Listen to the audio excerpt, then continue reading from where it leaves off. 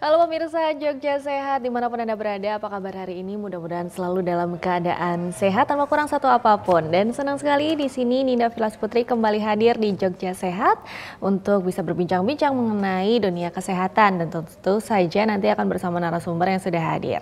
Namun sebelum itu, terima kasih juga kami ucapkan kepada Fakultas Kedokteran Universitas Ahmad Dahlan Yogyakarta yang sudah berkenan untuk berbagi ilmu mengenai dunia kesehatan di Jogja Sehat ini. Dan tentu saja sudah hadir bersama Ninda di sini, yaitu Dokter Amanatus Solihah MSc SPK ya dokternya. Selamat datang dokter. Selamat sore Mbak Ninda. Ya, dan kita hari ini akan bersama-sama membahas mengenai pentingnya donor darah ya, sekaligus juga memperingati Hari PMI yang kita peringati kemarin tanggal 17 September 2022. Namun sebelum itu kita akan bersama-sama melihat satu video berikut.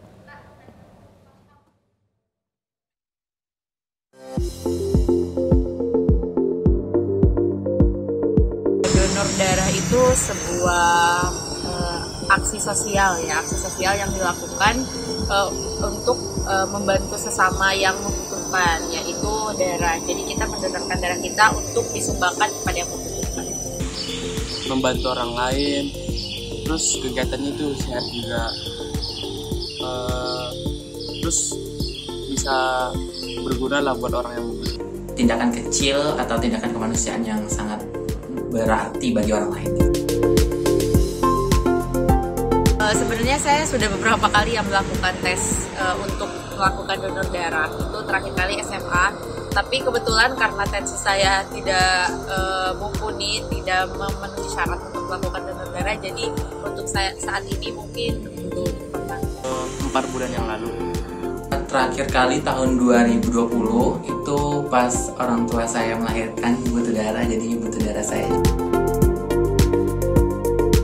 Dia bisa beraktivitas kembali dengan keadaan yang sehat gitu. Tapi untuk yang karena ibu saya juga dulu penerima donor darah yang sangat banyak, jadi beliau harus mendonorkan darah kembali untuk kesehatan. Donor darah itu bisa mengganti darah kita yang baru. Selain itu juga bisa membantu orang lain yang membutuhkan darah kita. Itu termasuk saya juga golongan darah O, jadi darah saya itu bisa berguna buat banyak orang. Tentu kalau misalnya orang yang donor darah itu kan mesti ada rasa kemanusiaannya. Nah, itu kan juga memunculkan rasa empati kita kepada orang lain. Nah, satu lagi, kita kan juga ada kesehatannya juga di kitanya. Terus untuk dunia, terutama untuk orang-orang yang ada di sekitar kita juga terbantu. Misalnya orang yang membutuhkan darah, itu membutuhkan darah. Kan orang di dunia ini kan macam-macam golongan darahnya. Jadi orang di dunia ini jika membutuhkan darah pasti sangat terbantu.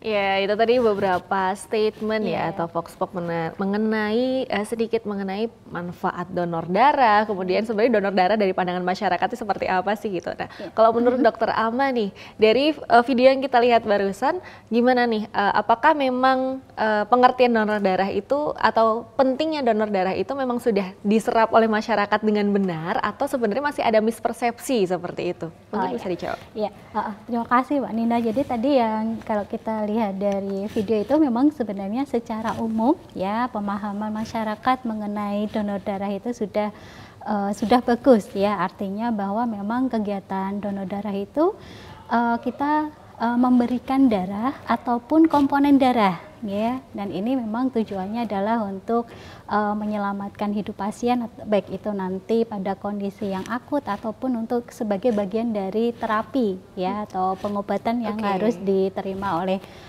pasien. Ini secara umum dari pengertian dari donor darah. Nah, mungkin tadi kalau kita lihat dari video yang mungkin belum terserap, mengapa sih ya, mengapa kita atau betapa pentingnya kita ini harus donor darah ya. Mungkin kalau tadi dilihat dari video itu kan hanya sebatas untuk menolong atau mungkin dari rutinitas ya, betul. Nah, sebenarnya ada alasan yang lebih kuat, yaitu mengapa kita begitu dianjurkan untuk donor darah ya, yaitu bahwa standar dari Badan Kesehatan Dunia atau WHO yaitu bahwa dari 2% dari populasi negara itu ketersediaan darah itu adalah minimal 2% dari populasi. Nah, untuk populasi kita Indonesia ini minimalnya ada sekitar 5,4 juta.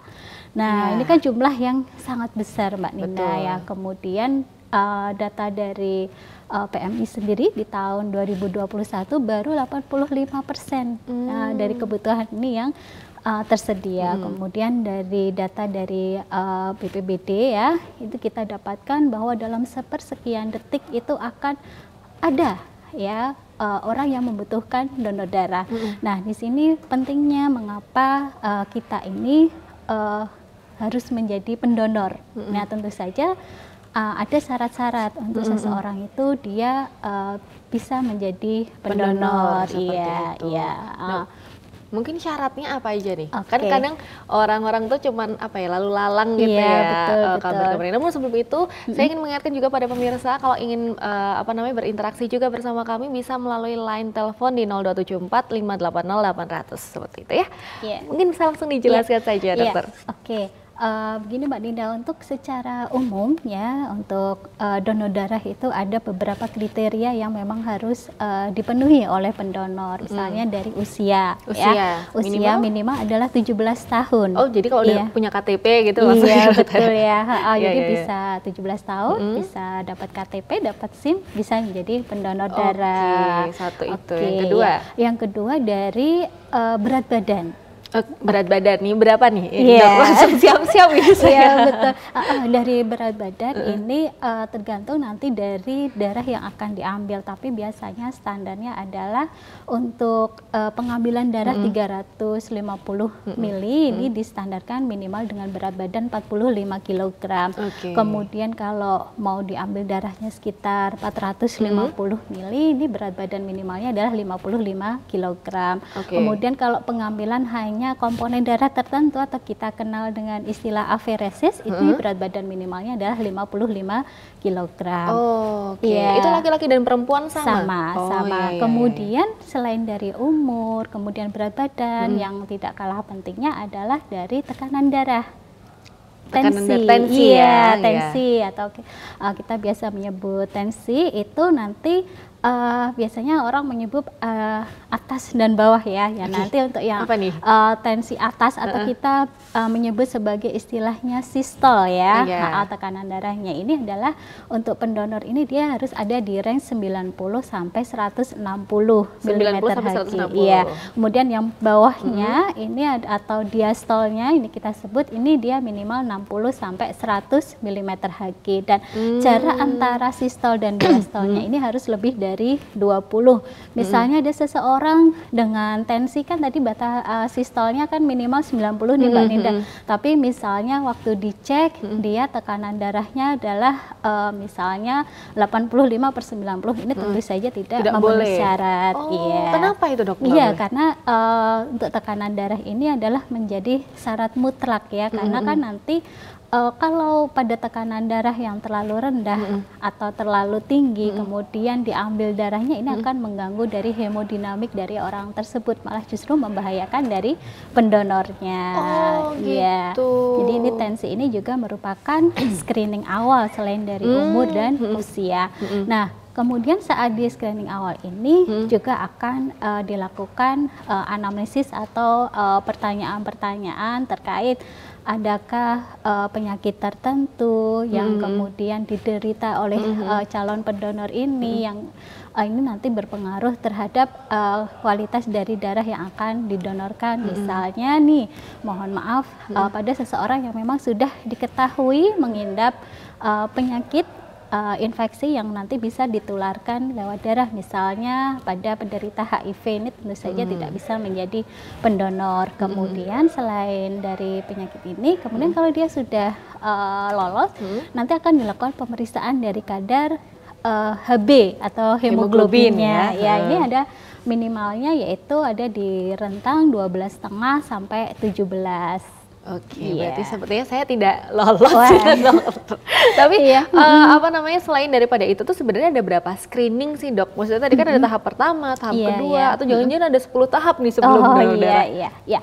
Secara umum di awal saat seseorang ini ingin menjadi pendonor darah, dia akan mengisi semacam formulir. Nah, formulir ini nanti di situ ada checklist, ya. Checklist juga nanti meliputi dalam formulir itu juga ada semacam informasi dan kesediaan diri, ya. Kesediaan diri menjadi pendonor, kemudian akan dilakukan wawancara terlebih dahulu oleh petugas. Nah, wawancara ini fungsinya sebagai screening, ya. Screening adakah dia penyakit-penyakit tertentu atau mungkin riwayat pengobatan yang sudah diderita oleh calon pendonor. Kalau di tahap awal ini dia sudah tidak lolos, ya nanti berarti tidak bisa lanjut ke tahap berikutnya kan. Tapi kalau misalnya ini sudah lolos, akan dilakukan pemeriksaan berikutnya, pemeriksaan sederhana tadi dari berat badannya, kemudian tensinya. Kalau di sini lolos, maka akan lanjut ke tahap berikutnya untuk pemeriksaan kadar HB dan golongan darah. Nah, kalau HB dan golongan darahnya dia lolos, nah baru kemudian bisa dilakukan tahap berikutnya untuk proses aftab atau pengambilan darah itu sendiri. Nah, nanti setelah pengambilan darah darah ini tidak serta-merta lolos Mbak Ninda, akan tetapi masih ada screening lagi, yaitu screening terhadap penyakit-penyakit infeksi yang bisa ditularkan lewat darah. Nah, yang ini yang menjadi standar biasanya adalah dilakukan pemeriksaan terhadap HIV, kemudian hepatitis B, hepatitis C, dan sifilis. Nah, nanti pendonor ini akan setelah mengambil darah, dia menunggu.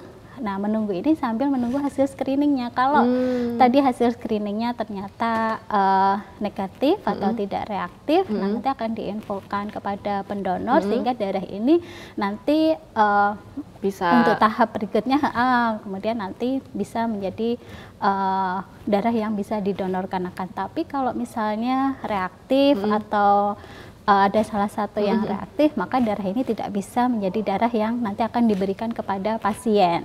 Kalau Seperti misalnya itu. udah nggak bisa nih dok ya, misal dia tidak masuk ke dalam screening, terus itu diapakan itu darah itu? Nanti kalau tidak bisa, biasanya ada prosedur khusus untuk menginfokan hasil yang artinya kan ini masih screening ya Mbak Nina. Nantinya untuk diagnostiknya nanti akan diinfokan kepada pendonor ini untuk nanti kelanjutannya, dan kemudian darah ini akan dimusnahkan, dan untuk pemusnahan sendiri juga nanti ada berita acaranya. Berarti memang semuanya sudah terlapor, terstruktur, steril, dan memang diperhitungkan juga ya dok? Iya, karena kan darah ini nanti akan diberikan kepada pasien ya, dan darah ini kalau misalnya dia ada komponen-komponen yang memang bisa berbahaya bagi pasien, tentu saja tidak akan kita berikan. Oke, berarti saya bisa mengambil kesimpulan bahwa ketika kita mau donor darah itu kita bisa sekaligus ngecek diri kita sendiri juga ya dok ya? Betul. Nah, ini menjadi salah satu manfaat bagi pendonor darah.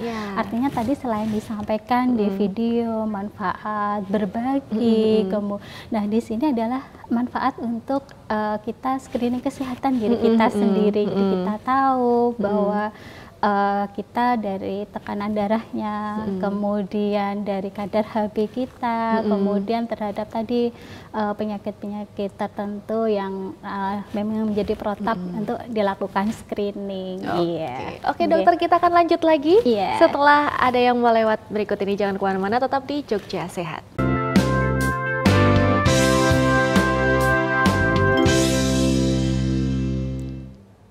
Dan masih di Jogja Sehat pemirsa, dan untuk Anda yang mau bergabung melalui line interaktif bisa di 0274 580 800. Dan tadi kita sudah membahas juga ya dokter ya mengenai apa itu donor darah, kemudian syaratnya apa saja, prosesnya bagaimana, dan manfaat-manfaat lain yang ternyata memang selain sebagai rasa kemanusiaan, tapi juga ternyata bisa ngecek diri sendiri juga gitu ya. Bisa warning ke diri sendiri gitu lah ya istilahnya. Nah, kemudian kalau misalnya nih dok, kita mau donor darah nih, terus apa saja yang harus kita persiapkan? Apakah kita harus minum vitamin atau harus tidur yang cukup, minum air putih atau apa gitu dok?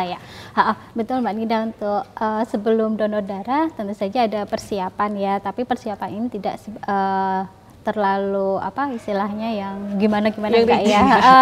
Artinya malam sebelum donor itu kita sebaiknya memang tidur yang cukup ya, tidur yang cukup. Kemudian untuk pagi sebelum donor darah itu kita disarankan untuk banyak minum ya. Untuk minum boleh air putih atau mungkin jus buah ya. Kemudian malah di beberapa referensi itu disebutkan malah sebaiknya jangan sarapan dulu ya. Nggak boleh sarapan Iya, ya? terutama ini sarapan ini 1 sampai 3 jam sebelumnya ini malah tidak dianjurkan untuk sarapan ya. Tapi kita memang dianjurkan untuk minum cairan yang banyak. Ini bisa air putih atau jus. Nah, kemudian nanti saat donor darah kita rileks ya, upayakan untuk rileks, tenang, karena mungkin melihat jarum atau mungkin melihat alat-alat itu mungkin pada beberapa sebagian orang mungkin tidak nyaman ya. Nanti kita rileks saja, kita percaya kepada petugas karena mereka memang sudah berpengalaman ya, dan tentu saja semua tindakan akan sesuai dengan protap. Nah, nanti setelah selesai pengambilan darah, kita juga tidak buru-buru pulang, kita diberikan waktu untuk istirahat dulu. Kita akan diberi semacam asupan gizi ya, asupan gizi ya, nanti bisa tergantung dari pihak penyelenggara ya. Nah, tapi di sini nanti untuk sebagai pengganti biar kita untuk mengembalikan semacam kekuatan ya, mengembalikan kekuatan. Nah, nanti sambil istirahat sambil menunggu tadi hasil dari screeningnya seperti itu. Oke, berarti tetap ada prosesnya juga dan tetap harus rileks itu tadi ya dokter, betul, ya, relax. supaya kita tetap darahnya keluar gitu kan. Kalau kata orang zaman dulu tuh udah kamu disuntik santai aja gitu kan, biar darahnya keluar kayak gitu. Dan untuk kalau misalnya nih dalam kondisi-kondisi tertentu yang tadi untuk minum cairan tadi, itu kira-kira apakah dokter menyarankan bagaimana dengan teh dan kopi gitu ya, memang juga cairan di pagi hari gitu, apakah boleh gitu kan kalau misalnya selain jus buah dan air putih gitu kan? Maksudnya kalau kopi dan teh itu kan biasanya orang yang nggak sarapan, tapi aku nggak sarapan nggak apa-apa, yang penting minum kopi. Nah, itu sebenarnya boleh nggak sih dok kalau mau donor darah gitu? Kalau untuk teh dan kopi ini sebenarnya tidak berpengaruh ya, tidak masalah ya. Cuma tadi untuk yang cairan apa saja nanti boleh, tapi lebih memang disarankan atau lebih bagusnya adalah untuk air putih ataupun mungkin dari jus buah gitu ya. Oke, berarti lebih baik gitu kan daripada kenapa-kenapa, mending air putih dan juga jus buah.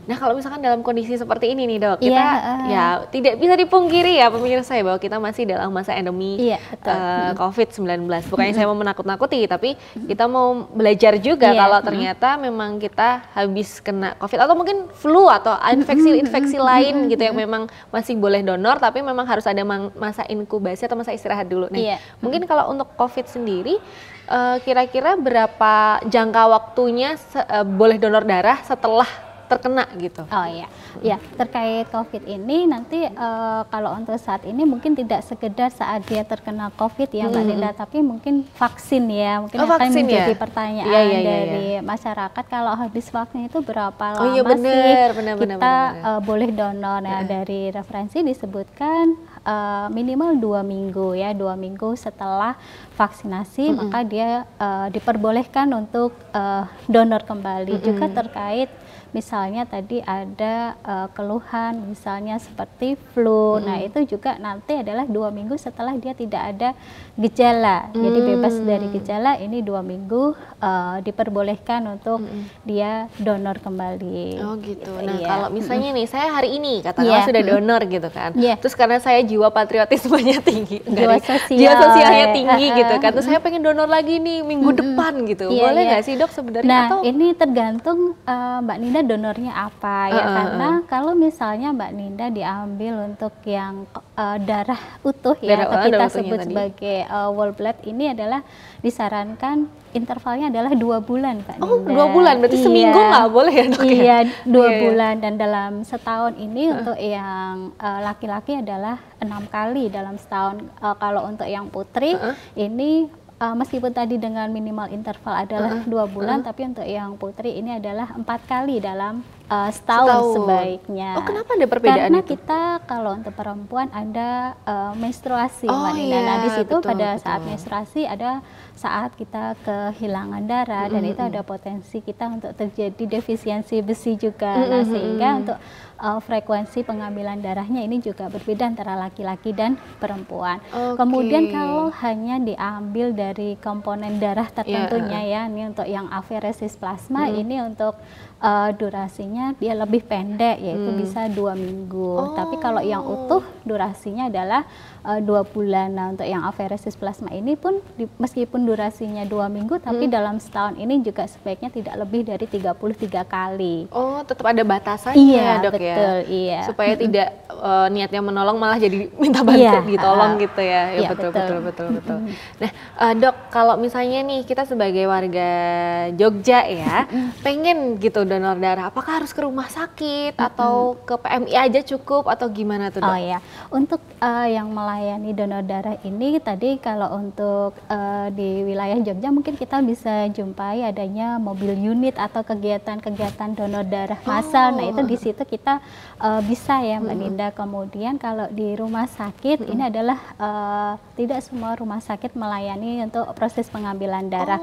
Kalau di Jogja masyarakat bisa datang ke UPTD Rumah Sakit Umum Pusat Sarjito, di situ di sana ada untuk proses pengambilan darah, atau bisa ke UTD unit transfusi darah PMI ya, di situ nanti memang secara rutin dan reguler untuk ada proses untuk melayani pengambilan darah.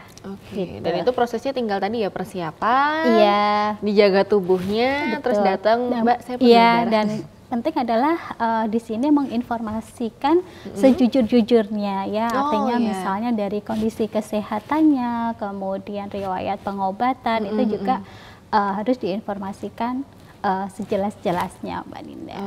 Nah kalau sejauh ini nih, Dok, biasanya yang ada nggak sih kayak persepsi masyarakat yang salah kaprah gitu tentang donor darah yang masih ditemui sampai sejauh ini gitu kan? Yang sebenarnya itu lucu-lucu aja, tapi karena itu salah jadi ya harus kita benarkan gitu. Sejauh ini ada nggak sih, Dok? Oh ya, kalau sejauh ini sih kalau sepengetahuan saya tidak ada ya, Mbak, karena untuk sekarang era media sosial ini juga cukup mengedukasi ya, untuk kita ambil sisi positifnya, masyarakat bisa mendapatkan informasi dari manapun dan sumber informasi ini bisa diambil sisi positifnya dari masyarakat. Cuma mungkin tadi yang seperti yang Mbak Ninda sampaikan, mungkin kan pada kasus-kasus COVID ini yang mungkin masyarakat mungkin belum begitu paham kapan dia boleh menjadi pendonor darah, baik pasca terkena COVID ataupun pasca vaksinasi. Nah, golongan darah itu kan ada 4 nih, Dok. A, B, AB, dan O gitu kan. Nah, sejauh ini tuh sebenarnya apakah, ini sebenarnya mungkin pertanyaan yang menurut saya agak lucu juga sih, tapi kan ada beberapa kelangkaan darah yang kadang kalau misalnya kita temui itu katanya golongan darah AB itu langka sekali. Nah, kalau di kondisi stok darah sendiri di Jogja ini sebenarnya apakah memang selangka itu atau sebenarnya semuanya sama rata atau gimana sih, Dok? Ya, betul ya. Memang untuk golongan darah memang yang relatif kita banyak ya, untuk banyak stoknya adalah untuk yang golongan darah O, dan memang golongan darah O ini juga dan dia banyak dibutuhkan sifatnya juga istilah kalau dalam tanda kutip donor universal ya. Saya bilang tanda kutip karena dia sebenarnya memang pada kondisi yang darurat ya, karena untuk transfusi itu harus cocok, Mbak, ya. Jadi misalnya golongan darah A ini juga harus istilahnya kompatibel ya, cocok antara A dengan A, kemudian B dengan B, AB dengan AB, O dengan O. Akan tetapi pada kondisi darurat misalnya seseorang golongan darah A, akan tetapi sebelum transfusi ini dia dilakukan pemeriksaan, dicocokkan dengan darah donor dengan pasien dari beberapa donor ini dia tidak kompatibel. Nah, sementara dia misalnya kondisi yang gawat, kondisi yang segera membutuhkan. Nah, di sini peranan dari golongan darah O sebagai donor universal ini bisa diberikan, yaitu dari PRC yang resus positif. Akan tetapi kalau misalnya kondisi tidak yang gawat darurat ya, tadi kita tetap mencari sampai yang kompatibel, sampai yang cocok. Ya A, B, ya B, seperti itu.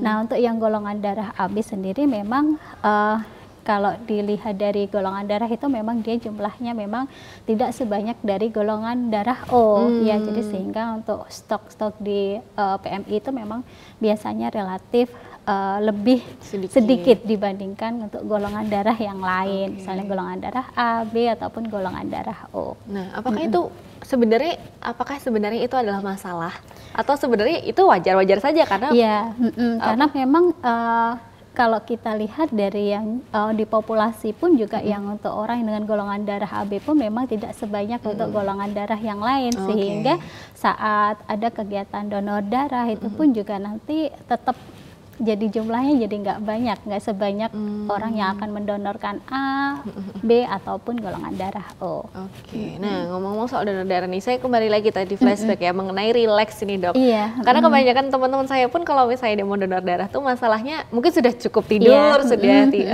belum sarapan dan minum air putih yang banyak. Tapi kadang kalau udah ngeliat jarum, itu langsung darah itu ngalir dari bawah ke atas gitu istilahnya. Nah itu cara bener-bener merilekskannya itu gimana? Mungkin dokter ada tips gitu untuk pemirsa yang ada di rumah yang mau donor darah tapi mungkin takut jarum gitu? Iya, untuk relax ini tadi ya istilahnya autosugesti ya, saya bilang. Jadi kita autosugesti tadi kembali ke jadi kita bisa self suggestion ya, artinya tadi kembali ke tujuan apa kita akan mendonorkan darah. Misalnya kalau itu tujuan sosial bahwa darah yang kita berikan ini akan menyelamatkan orang lain, atau kan misalnya itu untuk keluarga kita bahwa darah ini bisa membantu keluarga kita. Nah kemudian bahwa proses pengambilan darah ini tidak lama, hanya sekitar kurang lebih 13 menit sampai 15 menit. Nah di situ pun kita bisa menjadi lebih rileks ya. Kemudian tadi misalnya saat di awal kita misalnya takut dengan jarum, mungkin kita bisa memalingkan ini ya, nggak usah dilihat ya, nggak usah dilihat. Kemudian tarik nafas dalam, keluarkan nafas dalam. Nah itu mungkin juga bisa membantu. Dan saat proses pengambilan darah nanti kita akan diberikan seperti semacam bola. Jadi untuk supaya kita itu untuk rileks juga, supaya nanti aliran darahnya juga lancar. Dan kemudian tadi seperti yang disampaikan Mbak Ninda bahwa donor darah itu manfaat buat kita juga, artinya selain tadi kita bisa mengetahui kesehatan kita dengan donor darah ini juga akan menurunkan resiko kita terkena misalnya dari penyakit jantung atau kardiovaskuler ya, karena memang secara reguler kalau kita menjadi pendonor rutin, nah di situ kan darah kita akan secara periodik dikeluarkan, kemudian diganti yang baru atau proses regenerasi, kemudian dari tekanan darah kita juga lebih stabil gitu.